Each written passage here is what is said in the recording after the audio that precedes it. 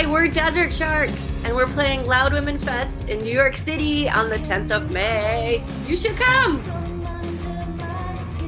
Yay! Yay!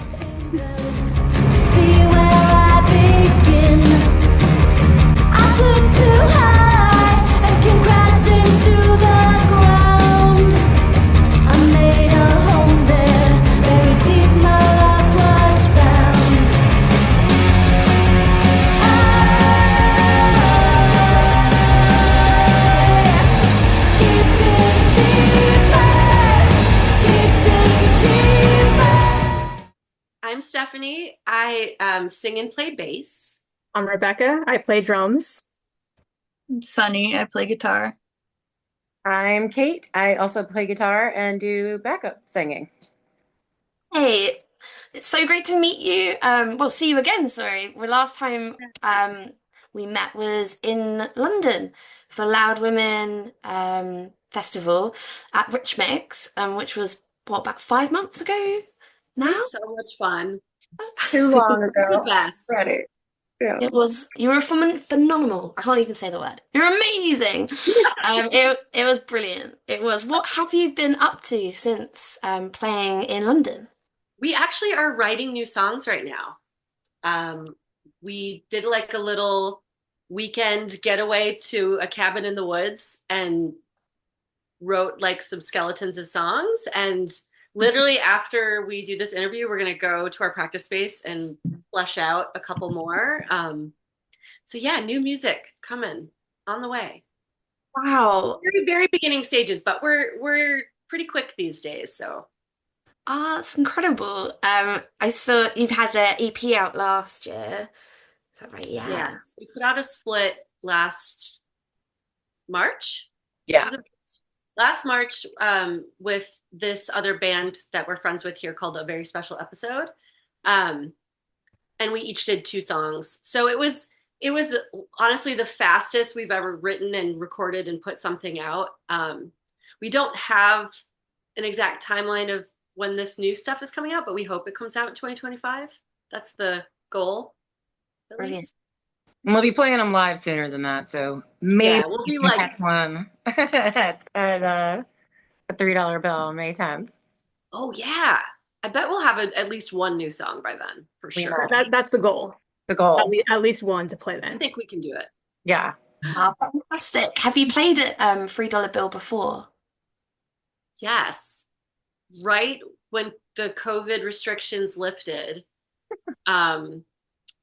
When was that? Was that in 2021? It was like right before me. It was before, yeah. It was before Cait joined. But you weren't at that show, were you? Mm-mm. No. It's like a nice big space. It used to be a couple different venues, I think. And I don't know what the weather is going to be like or if they're going to use their yard, but they used to have like a big yard in the back too. But it's a nice big space for the fest. I think it'll be awesome. Yeah. Also, like, notoriously has a lot of like queer parties and stuff, which is, I don't know, going to be sick. It's like super appropriate for Loud Women in a bunch of different ways, I think. It's going to be nice. It was, yeah, good. It's like, okay, that's appropriate to have settled on. Good job, guys. Love it. I did see there's lots of drag shows there. It looks really a really cool space, definitely. What did when you found out you were playing Loud Women New York? Yeah, how did you feel? Why are you excited about it? Oh yeah, super excited. Honestly, like playing Loud Women in London was one of the best band experiences we've had. We had so much fun. We had no idea what to expect. The crowd was amazing. We met so many amazing people, so many amazing bands. And so to be a part of the first one in New York, like where we're at, it's like we get to be like, hey, come join us. Meet a bunch of bands from all over. And yeah, I think it's going to be awesome. We're super excited. It's also cool because there's a bunch of bands on the bill who I'm not aware of or like haven't seen or whatever. And it's like, just when you think like the scene's getting like, it's like, I know everybody. I'm an old hat over here. It's like, no, there's always new people. And that's really cool and exciting. And I mean, when we played at Rich Mix, it was so perfectly curated. Like she nails it. So it's going to be an awesome bill, and I'm really excited to also just like see new artists too, even here in New York. Yes.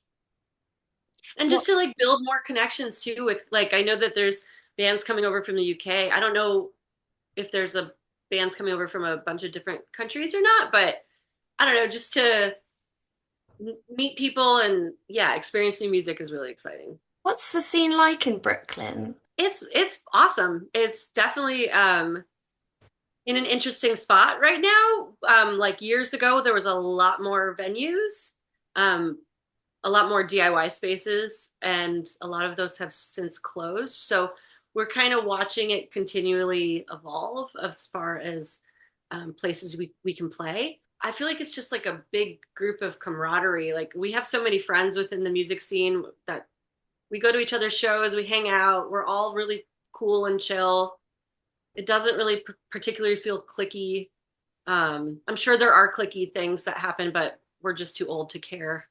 I don't know. I feel like Cait, you always have good things to say about how to describe it. Yeah, it's like it's a very, I think it's a really friendly and supportive scene, honestly. There's a lot of uh different kinds of people in the scene. Like yeah, I don't know, lots of women who are playing, uh all different kinds of styles. And yeah, like a lot, I don't know, a lot of people lifting each other up. Like really, there's an occasional beef or ridiculous situation that you'll hear about and stuff, and like people whisper about, but like honestly, it's a really supportive scene. Like really good natured. People like want to see each other do well and like clap for each other and show up for each other. Yeah, it's great. I think we're pretty fortunate. Brilliant. That's amazing to hear. Are there any bands that you play with that you think we should know more about? I mean, we mentioned a very special episode. They're great. Leathered is really cool. Definitely one of my favorites. Basic Bitches, of course. Yes. Um, Power Pose. Power Pose. Free to Kill. I don't know if you know them. They're the best. My brain just broke. Lithios. Oh yes. The Roulettes. You know when people ask you a question and then you're like, I got it, and then it's like your mind goes Brain fart. Yeah. Right. Yeah, there's so many. There's so many good bands. All of those bands we just mentioned have women in them, which is awesome to be able to say that like we can name off so many. Scorts is super hot right now in New York. Scorts so hot right now. Early Riser. Rightly, they're totally sick. What'd you say, Sunny? Early Riser. Oh yeah. Oh yeah. Yeah, they're great. We could go on and on. Yeah. You listed so many. My YouTube music, Spotify is going to be full to the brim. Yes, totally. So you said that you are writing at the moment and going to be looking to record. Are you able to give us kind of a sneaky peek into your kind of influences and maybe topics that you might be writing about?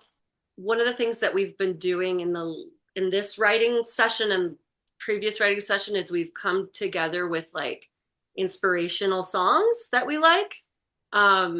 So we've been inspired from everything from like Metallica to like Amyl and the Sniffers.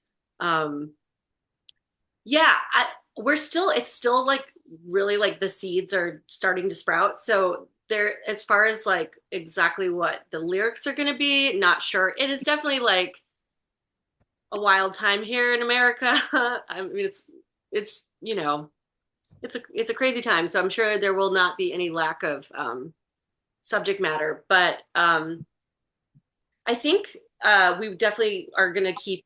One of the things that we are really enjoying is keeping like a heavier, doomier edge, but also I think we're going to be doing some faster stuff too. I don't know. We want to like let it, come to life in the way it wants to. I don't know if anybody wants to add anything. I think as you mentioned, we're trying to keep the heavier sound, but maybe bring in a bit more energy into this batch of songs. Like we had some like slower shoegazy stuff on the last like one of the songs we did on the split. So I think we want to bring back some energetic things to get people moving around. Did I see you did a cover of a Yeah Yeah Yeah song? We did, yes. Yes, sick. I'm a big fan of Yeah Yeah Yeah. Yeah, that So cool. was it the 20-year anniversary? Was that what it was? Yep. Yeah, it was 20-year anniversary of Fever to Tell, and uh, a a local John, what do you call? Is he like a local label slash DIY venue friend of ours put together like, hey, we want to do a tribute album. Like, we're gonna ask all of our friends to pick songs they like, and we got to pick like our top three, and then they said, okay, you're assigned this song. And I'm really happy with how that turned out. That was really so much fun. Yeah, and the whole album is actually it's the whole tribute album is great. Also, just like a really nice testament to how cool our scene is to just like throw something together like this. They did a really limited run of some vinyl, so there's like a few of those floating around out in the world. But it's mostly just on Bandcamp. But yeah, the community was just like, let's just do this. It sounds really fun, and we got together and did it. And I think they got approval. Like, I think somebody knows somebody down the line through Yeah Yeah Yeahs, and they were like, yeah, that's fine. Or you know, Yeah. where is the vinyl? We don't have any, right? No, we don't. I think we each individually have one, One. and then I don't know. Yes. They're out in the world. Occasionally Mike pulls them out. Our buddy Mike will sell them at this or that. Yeah. Yeah, we definitely enjoy doing a cover here and there and putting like our own spin on it. We've done that. We released a Depeche Mode cover last spring of Enjoy the Silence, and that was really fun. And we did a Till Tuesday cover of Voices Carry a couple years ago now. Time is crazy. I don't know time. And I don't know what we would do. We don't have any idea of what we would do next. Like if it like came up like, hey, do you want to do a cover? We don't really have one in mind, but you know, feel free to send us your ideas because Yeah. we don't know. Is there anything on your bucket list maybe that you want to achieve if money was no option, if time was no option, what would be on your bucket list? I mean, just like being able to tour outside of the US would be huge bucket list. Like that's why we were so excited to come to London for Loud Women because that was we've played in Montreal and that was our first time out of the US. But you know, getting over the ocean feels a little more exciting. So yeah, we really want to be able to play for audiences in different countries. That would be like if we could afford to travel and play for people all over, that's the dream. And continue to write and record because everything costs money. Yeah. Are there any other challenges that you experience aside from money and time as musicians? That's a good question. I mean, money and time are definitely, I think, the two biggest ones because we are kind of chained to capitalism in the sense of like we have to give so much of our time to making money in order to pay our rent, in order to eat and all that, you know, that continuous thing. I would also just say maybe one of the struggles is like getting yourself heard if you're not somebody that's like, I have a manager and a booking agent and, you know, a PR team and all of that. I think it gets tricky, like with algorithms and Spotify not paying you, and like there's just so many like things you have to climb in order to get your music actually heard. And I don't really know what the solution for that is, but yeah. Yeah, it's just having the right connection sometimes, knowing the right person who can get you in the door. And without that, sometimes it's a little tough. But you know, we've done pretty well. Yeah, I mean, like we've been really fortunate to do what we've already been doing, and we have some cool stuff coming up, especially, you know, Loud Women Fest in New York. But yeah, I think we're not alone in saying that it can be overwhelming in the sense of like, we see how many amazing bands there are. We see like how saturated it is. Right.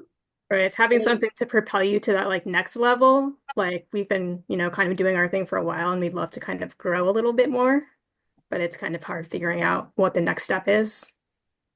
Yeah, it's just like, you know, I don't think people are outright competitive, but it's a competitive thing as far as like getting attention. So yeah, we want attention. It makes sense. It makes a lot of sense. Yeah, it's so hard, isn't it? Um, yeah. And now, I mean, not to like go on a tangent, but here I go.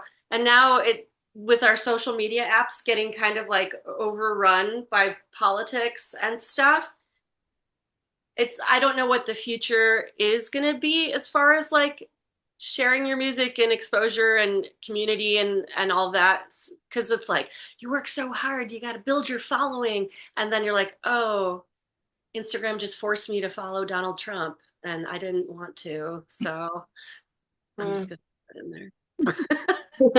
there. I definitely trust this algorithm to bump my band up to people. Yes, definitely. It's been amazing, yeah, chatting and so good, yeah, to hear more about what you're up to, and have the best time at Loud Women New York on the 10th of May. It's gonna be amazing. Thank you so much. Thank you. Thank you.